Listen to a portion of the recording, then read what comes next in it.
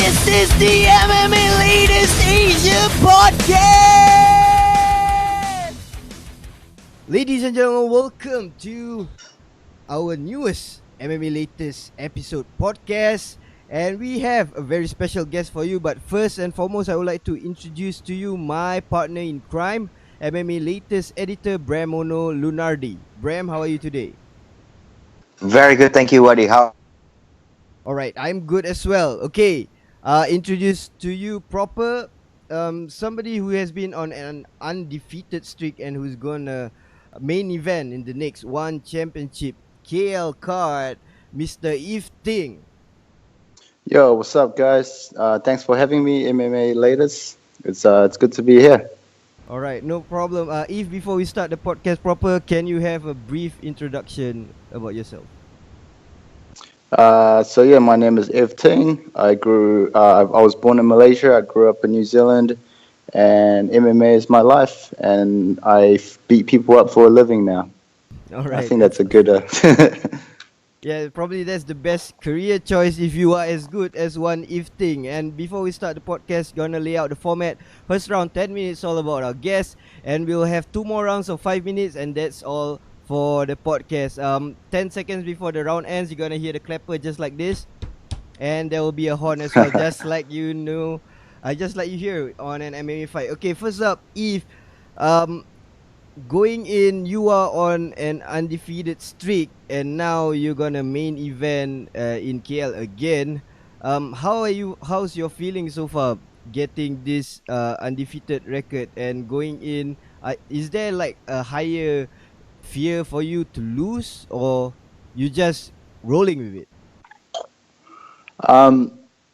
First of all, just to clarify, to say my name is Ev. Ev. A lot of people call me Eve. Yeah, it gets. I need to clarify that with pretty much everybody. And and then back to the question. As I've said, like it's MMA is my job, and every day I'm always improving. There's the pressure to perform. I don't think there's a pressure to lose, but I think my pressure is more so to have a strong performance and to leave a good statement, so I can further propel my career. All right, but how did F get here? How did F get into fighting? How does all this start? To cut the story short, I was always very competitive in sports, through soccer, through gaming. I was always very competitive, and then especially through sports, and even started going out. I got into a lot of trouble. Obviously, some fights were involved. And then one thing led to another. With my competitive side, it led to competitive fighting. All right then. I'm gonna send off to my partner Bram. Bram, do you have any questions for Ev? That soccer part. Don't tell me it does. That started your journey into fighting, because in one of our past interviews, one of the fighters got into MMA because they got into a fight on the soccer field to start with. Yeah. It wasn't a direct transition from soccer, but it did fuel my competitiveness. But I would say the first maybe three or four full contact fights I've had was on the soccer field. So yeah, it was a contribution to the transition, but I wouldn't say the reason or anything. Alright, I would like to go into a bit technical here. I remember doing an analysis when you were fighting Edward Kelly, and what really I like about you was this switch stances that you like to do in the fight itself, whereby it's like probably one length or 1.5 length distance, and then you will like switch stance and then go into for a flying knee or an open attack. Is this something that you have been working on forever, or is this something new? Because I remember that you had that even before you fight Eric Kelly. Oh yeah, you're sharing my secrets now, but when I got into the professional scene, yeah, I knew that switching stances was the future. Watching Anderson Silva, watching Dominic Cruz, I mean, they were leading the way, and I knew if I were to start working on it early in my career, it can only be beneficial.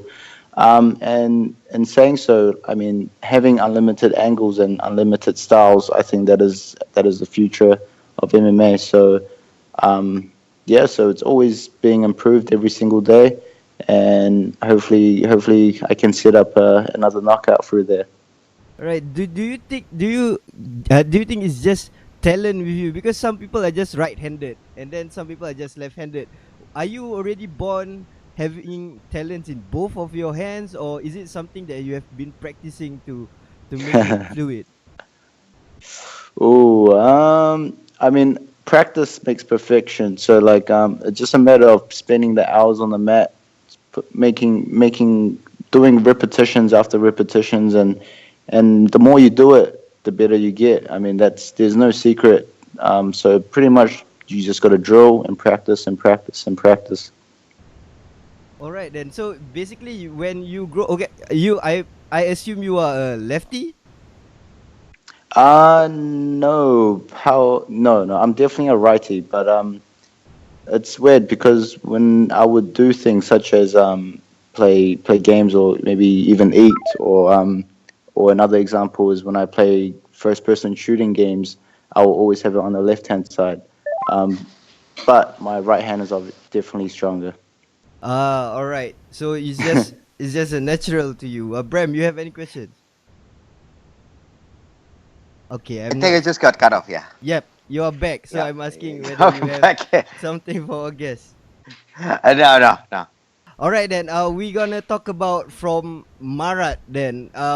When you fought Marat, you were at 145, and then after that, I believe you went up a weight class. After that, was the loss with Marat your main decision, or how does that go? Um, so Mara is the champion of the featherweight division, Yep. and and that was the last fight I had with the old weight cutting system. So with the new weight cutting system in place, my walk around weight is about 78, which is much closer to the lightweight division. Um, yeah, I mean, if I could still make 70 without cheating the system, then I would love to still compete there. But I think it's just more realistic to be fighting around my walking weight. In saying so, I mean, I don't want to start any controversies, but I'm not sure if Mara is walking around 70 kilos as well. So yeah, we'll have to look into that. Haha. All right, we'll look into that. I'll probably get Marat on for one of my podcasts, and probably we're gonna ask that question, but for another later Does date. he? That'll be interesting. Yeah. If I mean to get him on your podcast and have it all translated and whatnot. Yeah, I need Yusuf for that. Anyways, Mm. um, so you have been always been training in New Zealand, but I believe you are in KL right now. So how does that transit for you, or has always been like that because you have been fighting in KL for quite a number of times? Yeah, that's correct. So my camp, my home is always Auckland MMA. That's where I started, and that's something that I'll always represent and continue to build. I like to come at least about 2 weeks earlier to wherever I compete, just to climatize and really get used to the training and the training times and trying to peak at the right time and make sure I'm feeling good around fight time. And training here in KL is really good. I do my trainings at Clinch MMA and also Monarchy MMA with a good bunch of guys. I mean, pretty much the Malaysian top team. Pretty much all the Malaysians that's fighting international, we gather them all together, and Aguilan is doing a great job of taking these sessions and making everybody work and get better every single day. So it's a good team environment here, and I'm really glad that MMA has been taken to the next level here in Malaysia. But how about in Auckland? How does MMA has grown in Auckland since you started fighting and now? Auckland is, I mean, New Zealand in general has always been a big country for fight sports. I mean, it's not as publicized or huge like One FC or anything like that, but there's events every second week, kickboxing, grappling, boxing, MMA. So yeah, the fight scene is always rising, and always have world class athletes here as well.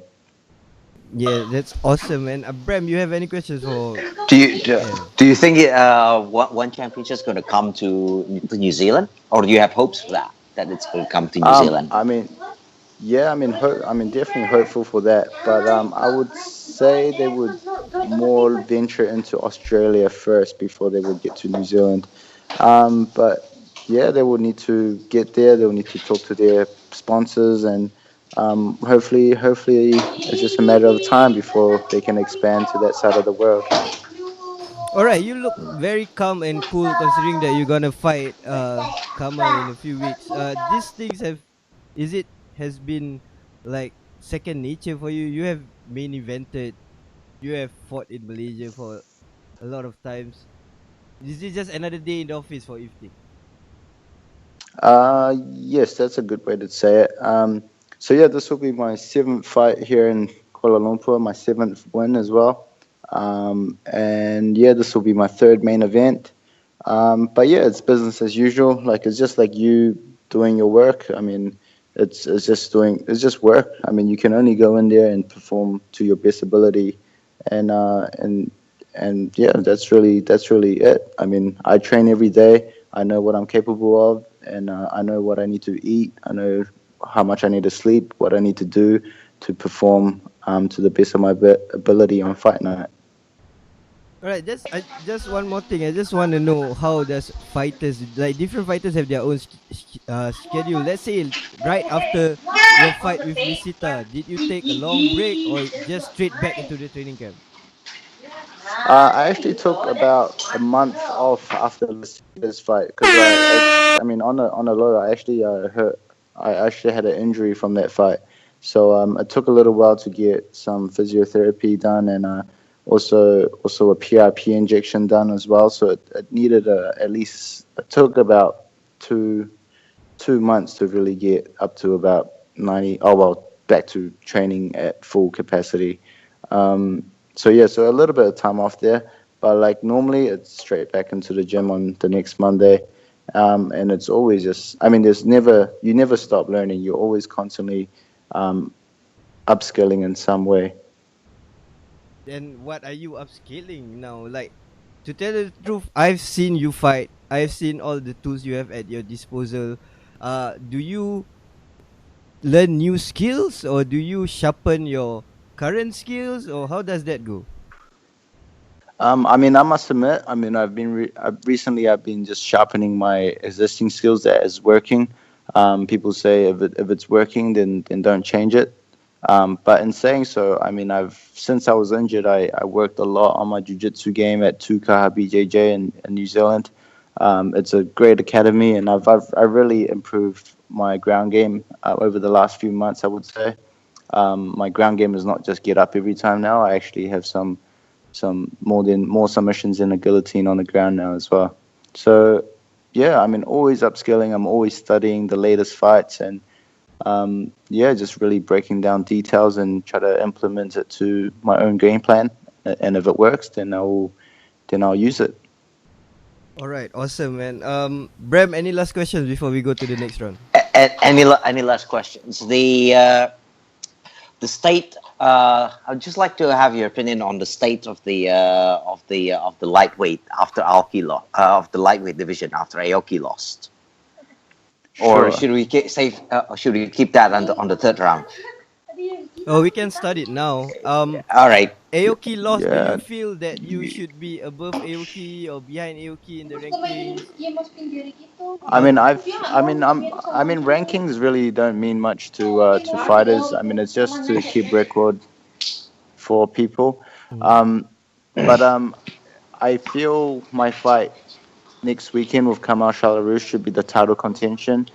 Not only because Kamal is has beaten the current champion and over a top contender, um, but simply because that I mean I've this will be my seventh win and my third main event. So if they're looking past us two for contenders for the championship, or for Edward's first title, then something is crooked on the lines.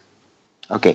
If your next fight is going to be the title match, you expect this to happen on the KL on in KL? No, I expect it to happen in April 21st, I believe, in Manila. I want this as soon as possible. I'm You not getting any younger, so I'm here to fight. and you want it to happen on the opponent's on the opponent's home ground, not on your home ground. Oh, I mean, it doesn't matter. Like, I would prefer it sooner than later. Okay.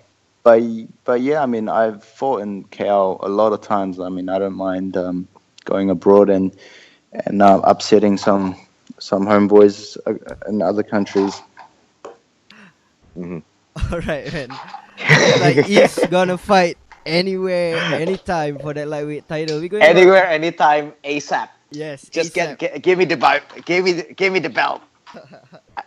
Let me fight for the belt. Yeah, All yeah. right. I mean that's my job. I mean, I've grinded so long, so for me to not ask for the belt, I mean, for me to not be eager to fight for the title, that would then we would have a problem. All right. One last question for me. Uh, I still remember you had a fight canceled on PXC in against was it Mark Mark Striegel? Striegel and PXC, yeah. Yep. Do you think is Mark Striegel walks at around the same weight as you are?